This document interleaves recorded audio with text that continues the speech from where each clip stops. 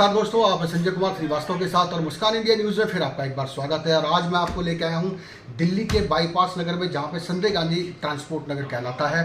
और वहीं हम बात करेंगे संदीप जैन जी से, जो हमारे बीच में बैठे हुए हैं। और जहां ज़मीन से जुड़े हुए व्यक्ति की हम बात करें, ज़मीन से जुड़े हुए व्यक्ति हैं, जहां एक हम बात करें पानी की बूंद बूंद करके पूरा मटका भरता, तो वहीं पे संदीप जैन जी ने अपनी तरक्की को हासिल किया। वहीं बात करेंगे कई गरीब व्यक्ति इनसे जुड़े हुए हैं और कई सामाजिक कार्यों से भी संदीप जी जुड़े हुए हैं। तो ये बातचीत करते हैं हम संदीप जी से। संदीप जी, बहुत बहुत स्वागत है हमारे मुस्कान इंडिया न्यूज़ में। और जो है एक बार हमारी पब्लिक देख रही है, तो एक बार उनको जो है। मेरा नाम संदीप जैन, मैं यहाँ Sanjay Gandhi transport Nagar traders welfare association का प्रेसिडेंट हूँ। और हमारी Jain carrying transport Sanjay Gandhi transport Nagar में पिछले 20 साल से हम स्टेबल हैं, ये काम कर रहे हैं। और जिसमें हमारी 250 गाड़ियाँ हैं जी, जो कि वेस्ट रूट पे चलती हैं। जी जी जी। तो कितने वर्ष हो गए संदीप जी आपको लगे हुए इसके अंदर? हमने ट्रांसपोर्ट का काम 2004 से स्टार्ट किया। उससे पहले हमारा यहीं पे 91 से स्पेयर पार्ट्स की शॉप होती है। जी जी जी। जिन समितियों से आप जुड़े हुए हैं, मेन रूप से क्या क्या काम होते हैं उनके अंदर? जैसे यहाँ की अगर एक हम NGOs की बात करें, अपोलो वालों की है, कैस्ट्रोल की है, जो अपोलो वालों की है, वो समय समय पर आई कैम्प, हेल्थ कैम्प और जैसे टीवी के ऊपर इन सभी चीज़ों पे काम करती है। जैसे और कैस्ट्रोल की एक सेनर्जी करके है, वो ड्राइवर की ट्रेनिंग का काम करते हैं, ड्राइवर की ट्रेनिंग। जी जी तो हम लोग उनके साथ जुड़े हैं, उनके साथ पूरा कोऑपरेट करते हैं। जी जी जैसे मान लो NGO है अपोलो हेल्थ केयर, वो आई कैंप लगाते हैं, उसे अपना स्पेस देते हैं, ड्राइवर्स को भेजते हैं, वो सब कराते हैं। और जैसे कैस्ट्रोल की ट्रेनिंग का कैंप होता है जो सेनर्जी से मैं बता रहा हूँ, उसमें वो लोग ड्राइवर्स को ट्रेनिंग देते हैं, कैसे हमने सेफ्टी से गाड़ी चलानी है, कैसे क्या कुछ करना है। जी जी जी। उनको सेफ्टी भी सिखाई जाती है। आज तक वो मेरे ख्याल से कम 18 से 20 हज़ार ड्राइवरों को, ज़्यादा ही बल्कि 20 हज़ार पिछले साल थे, इस साल 35 हज़ार उनके क्रॉस कर चुके हैं, ड्राइवर को ट्रेनिंग दे चुके हैं। जी जी जी जी। अब अगर एक NGO की बात करें, जिस टाइम कोरोना आया जी उस टाइम में समस्या हम लोगों के लिए सबसे बड़ी ये थी कि हम लोग तो वैक्सीन लगवा पा रहे थे, जी जी लेकिन ड्राइवर नहीं लगवा पा रहा था। ड्राइवर के लिए समस्या क्या थी, उसके पास इतना समय नहीं है या इतना वो नहीं था कि वो ऑनलाइन पहले से बुक करे, फिर उस डेट पे वैक्सीन लगवाने दूर दूर कहीं भी जा पाए। जी जी जी। उसके लिए बहुत समस्या थी। उस एवज में हमने अपोलो हेल्थ केयर से बातचीत की, उन्होंने SDM साहब से बातचीत करी। SDM साहब मेरे पास यहाँ भी आए थे। तो उन्होंने उस टाइम तो अपोलो को परमिशन नहीं दी कि यहाँ पे हम वैक्सीन लगा पाएँ। उन्होंने क्या किया, ड्राइवर के समय को देखते हुए SDM साहब ने बड़ा कोऑपरेट किया। लिबासपुर स्कूल में उन्होंने ड्राइवर जो जाएगा उसके लिए 50 स्लॉट डेली अलग से बुकड है। जी जी उसमें आप बुक अपोलो हेल्थ केयर वाला बुक करेगा और फटाफट जाके जी। वहाँ उसको वैक्सीन लग जाएगी। जी जी जी। 2 महीने वो चला। उसके बाद उन्होंने डेली की वैक्सीन की, यहीं पे अपोलो हेल्थ केयर BG 226 में है, वहीं पे वैक्सीन ड्राइवर्स को लगने लगे। और कम से कम यहाँ पे 10,000 ड्राइवर्स को वैक्सीन, ड्राइवर और मिस्त्रियों को लगी। ठीक है। वो इनको एक बहुत बड़ा बेनिफिट होगा। जी जी जी। जो लग ही नहीं पा रही। जी जी। वैसे भी कोई बेनिफिट, जैसे ट्रांसपोर्ट नगरी के अंदर अपने ड्राइवर है, मजदूर भाई है और भी है, जैसे मतलब उनको समस्या आती है तो उनकी समस्या का हल कैसे किया जाता है? देखो, ड्राइवर कोई भी किसी तरह की कोई समस्या आती है, हम लोग उसके कोऑपरेट करने के लिए जो हम लोगों से पॉसिबल हो, जी जी हम कभी पीछे नहीं हटते। जी जी जी जी। जैसे भी जो भी पॉसिबल हो तो वो करते हैं। तो क्या ट्रांसपोर्ट नगरी में क्या सरकारी सुविधा भी कुछ उपलब्ध है? यहाँ पे सरकारी सुविधा के नाम पे कुछ भी नहीं है। जी जी कभी किसी ज़माने में ड्राइवरों के सोने के लिए इन्होंने केंद्र, निंद्रा केंद्र टाइप, मतलब ढाबे टाइप बनाए थे, उसको भी इन्होंने वो ऑपरेट नहीं किया ढंग से। वो भी आज वहाँ प्लॉट काट के MCD उन्हें बेच रही है। जी जी जी। मतलब गवर्नमेंट की तरफ से कुछ हो नहीं है। कुछ नहीं। क्या लगता है कि आपको भविष्य में सरकार की मदद मिलनी चाहिए? देखो, अगर सरकार की मदद मिलेगी, सरकार आज काम कर रही है ड्राइवरों पे, ऐसा नहीं है कि मैं को कर रही है, वो कहते आई कैम्प ये सब लगा रही है, लेकिन वो निचले स्तर तक ड्राइवरों तक जो चीज़ पहुंचनी चाहिए वो ड्राइवरों तक नहीं पहुंची। जी जी जी जी। भाई, ड्राइवरों को कोई इंश्योरेंस में कोई एक्सीडेंट हो जाता है, ड्राइवर की को अलग से मतलब स्पेशली कुछ होना चाहिए, ऐसा कुछ नहीं हो पा रहा अभी तक। मतलब एक चीज़ होनी चाहिए, कुछ ना कुछ सरकार से मदद मिलनी चाहिए। अगर हम बात करें संजय गांधी ट्रांसपोर्ट नगर में, संजय गांधी ट्रांसपोर्ट नगर ड्राइवर के पास कोई ऑप्शन नहीं है कि वो कहाँ तो नहाएगा, कहाँ खाएगा। अगर ड्राइवर गाड़ी पे है तो कंपनी में, ट्रांसपोर्ट कंपनी में नहाने का कोई सिस्टम है या उसके फ्रेश होने का सिस्टम है, वो तो पॉसिबल हो जाता है। मतलब एक छोटा सा अगर एक छोटा ड्राइवर है, उसको नहीं है कहीं कोई सिस्टम, तो उसके लिए बहुत बड़ी समस्या कि कहाँ पे तो जाके सोए। और कहाँ पे जाके वो फ्रेश होए, नहाए, करे। ड्राइवर को पूरी सुविधा चाहिए क्योंकि रात दिन चलने वाले व्यक्ति। हाँ, तो उसको कोई सुविधा नहीं मिल पाती। अब जगह अगर बात करें, जैसे सर्दियाँ आती हैं, हम्म, दिल्ली गवर्नमेंट की तरफ से जगह जगह जगह टेंट लगा के उनके लोग, गरीब लोगों के लिए निंद्रा केंद्र टाइप बना दिए जाते हैं, जी। जिसमें वो रात को सो लेते हैं, ठंड से बचते हैं, सुबह फ्रेश भी हो जाते हैं। लेकिन ड्राइवर के लिए तो कुछ नहीं है। अगर ठंड में ड्राइवर की गाड़ी छूट गई, जी। मान लो मैंने कोई ड्राइवर हटा दिया, हम्म, अब वो ड्राइवर कहाँ जाएगा? हम्म। अब उसके लिए तो रात को सोने के लिए कोई सिस्टम नहीं है। तो कैसा अपने जो ट्रांसपोर्ट के लोग हैं, मतलब जो मालिक बने हैं बड़े बड़े, तो क्या कभी इन्होंने ध्यान नहीं दिया कि मतलब इनके लिए कोई? ध्यान सब देते हैं, लेकिन एक प्राइवेट आदमी के लिए ये चीज़ें पॉसिबल नहीं है। जी, जी, जी, इसको तो गवर्नमेंट ही कर सकती है ना। जी, जी, जी, जी। प्राइवेट आदमी कैसे, मान लो 2000 या 1000 ड्राइवर सुलाने, कैसे सुलाएगा? 500 ड्राइवर जी, जी, जी, जी, 1 2 3 4 5 तक तो कोई सिस्टम बना सकता है, जी, जी, जी, लेकिन इतनों का कैसे बनाएगा? जी, जी, जी। तो अपनी जो ट्रांसपोर्ट है, संजय गांधी ट्रांसपोर्ट है, क्या इसमें से और भी समस्याएं, जैसे रोड की लेके, नाली के लेके, गंदगी के लेके, एमसीडी को लेके? ऐसा यहाँ पे क्या था, आज से 2 साल पहले तक सड़कें नहीं बनी हुई थी। जी, सड़कों की हालत बहुत ज़्यादा ख़राब थी। जी।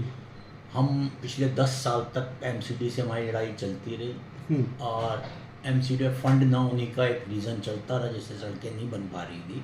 हम्म, ये कोरोना काल में सेंट्रल से एमसीडी को पैसा मिला, आज यहाँ पे बहुत अच्छी सड़कें बन गई। लेकिन उन लोगों ने क्या किया, सड़क तो बनाई अच्छी, पूरी 12 इंच की सीमेंटेड रोड, बहुत शानदार बनी, जी। लेकिन उन्होंने क्या किया, नालियों का सिस्टम नहीं करा अभी भी, नालियाँ वो पुरानी छोड़ दी। हम्म, अब क्या होता है, जैसे ही पानी निकलता है हम्म, तो सारा पानी सड़क पे इकट्ठा हो जाता है, उसकी निकासी नहीं होती, वो एक बहुत बड़ी दिक्कत है। उससे फिर आने वाले रोड खराब हो सकता हाँ, है रोड समय में। में देखो, सीमेंटेड रोड है, पानी पीता है, लेकिन कब तक? जी, जी, जी। सीमेंट तो उसकी हटेगी। बिल्कुल, बिल्कुल, बिल्कुल। जिसको 70 करोड़ रुपए लगा के पूरे ट्रांसपोर्ट नगर की सड़कें बनाई गई, हम्म, एक नालियाँ ना होने की वजह से वो बहुत जल्द टूटेंगी, नहीं तो ये 10 15 20 साल सड़कें हिलती भी नहीं। तो क्या किसी एमएलए या विधायक या सरकार को कोई एप्लीकेशन वगैरह नहीं डाली? नहीं, हम क्या है, जहाँ के जितने एमसीडी के डिप्टी कमिश्नर साहब हो गए या एसी साहब हो गए, उन सबको हम लेटर देते रहते हैं, समय समय में मिलते भी रहते हैं। जी, जी, जी। और उनसे खाली आश्वासन मिलता है बहुत जल्द होगा, अभी तक कार्य नहीं हुआ। कार्य नहीं हुआ। तो क्या कहना चाहेंगे, भारत सरकार से क्या निवेदन करना चाहेंगे कि अपने ट्रांसपोर्ट नगर में क्या चीज़ होनी चाहिए, खास चीज़? देखो, सबसे पहली चीज़ है, अगर ट्रांसपोर्ट नगर से मैं थोड़ी हटके भी बात करूं, दिल्ली के अंदर एनजीटी पे का टैक्स लगा था 2600 रुपये पर व्हीकल। जी, जी, वो लगा था पॉल्यूशन की वजह। जी। आज भी वो वसूला जा रहा है। हम्म, दिल्ली गाड़ी आने में समस्या होती है, अगर पॉल्यूशन बढ़ता है जैसे सर्दियों में, हम्म, पूरे साल हमसे टैक्स लेती है गवर्नमेंट। पॉल्यूशन के नाम पे सबसे पहले ट्रकों को बंद कर दिया जाता है। जी, जी। अगर ट्रक पॉल्यूशन फैला रहा है हम्म, तो उसका पैसा क्यों लिया जा रहा है? क्या पैसा लेने से पॉल्यूशन खत्म हो जाता है? अगर पैसा लिया जा रहा है तो सर्दियों में जब पॉल्यूशन आता है तो ट्रक की एंट्री क्यों बंद होती है? जी, जी। सरकार ने एक साल हमसे 2600 के हिसाब से पैसा लिया। एक गाड़ी 3 बार दिल्ली कम से कम आती है, जिसका मतलब हुआ कि लगभग 7,000 रुपये हम्म, पर मंथ ले रही है। जी। साल का ₹1,00,000 एक गाड़ी से लिया जा रहा प्राप्त हो है। रहे।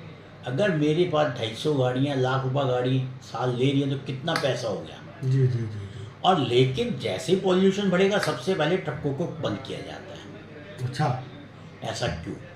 दूसरी चीज़, जो पॉल्यूशन लगा था वो हमारी यूरो 3 यूरो 4 गाड़ियों पे लगा था हम्म, कि ये पॉल्यूशन फैलाती है। सरकार ने इम्प्लीमेंट करी यूरो 6 गाड़ी, हम्म, जिसका पॉल्यूशन नहीं होगा। इसका मतलब यूरो 6 का मतलब है कि नॉन पॉल्यूशन गाड़ी जी, जी, है। जी।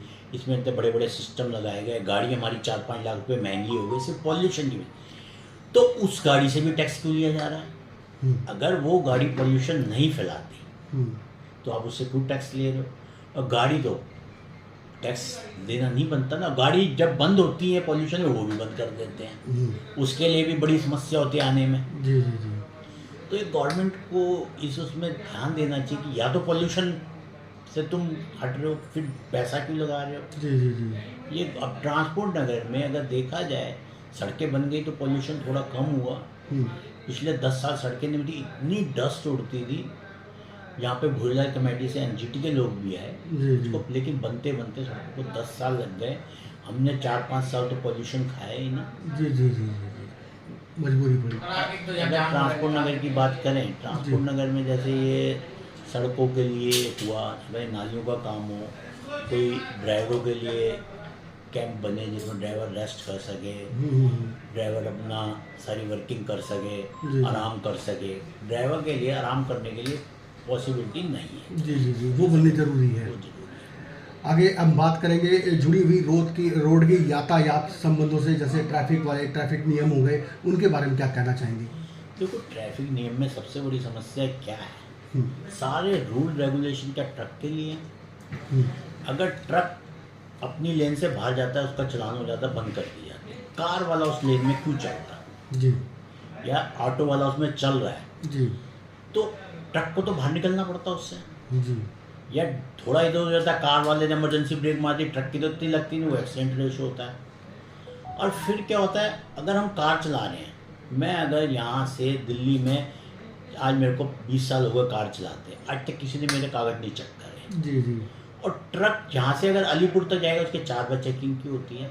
हम्म, अगर एक बार हो जाए चेकिंग, मान लिया, तो हर पॉइंट पे उसके कागज़ क्यों चेक हो रहे हैं? आजकल तो ऑनलाइन है, कोई ज़रूरत ही नहीं होती कि हर ट्रक को रोक लेते हैं मिनट में, हर ट्रक को रोक लेते हैं। जी जी कोई मकसद ही नहीं होना चाहिए। जी जी जी।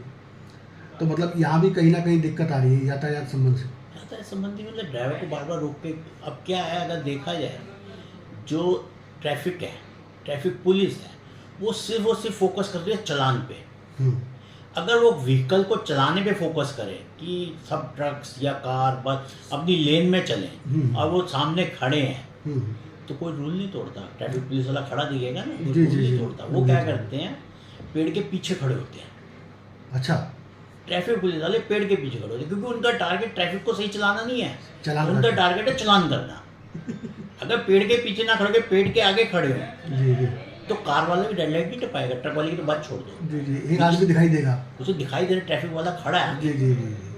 तो ये लेकिन उल्टा करते हैं। उससे एवरेज में क्या होता है, जाम लगता है, पुलिस वाला खड़ा हो गया पीछे। जी जी। अब कार वाले ने देखा मेरी रेड लाइट हो गई, अभी येलो लाइट है, वो सोचता मैं निकाल दूँ। येलो लाइट का मतलब होता है स्पीड कम करना, उस कार को रोकना। जी। लेकिन हिंदुस्तान में कहता है येलो लाइट होती है स्पीड बढ़ाओ, फटाफट निकाल दो। मतलब जल्दी से जो है लाल अब ना हो उस जाए। एवरेज में क्या होगा, येलो लाइट पार करने के चक्कर में कार वाले ने तो स्पीड बढ़ा दी, जी और पुलिस वाला खड़ा पेड़ के पीछे। जी। वो जब एकदम निकल के उसको हाथ देगा, इमरजेंसी ब्रेक लगेगी, तो क्या होगा? कोई ना कोई हादसा घटेगा।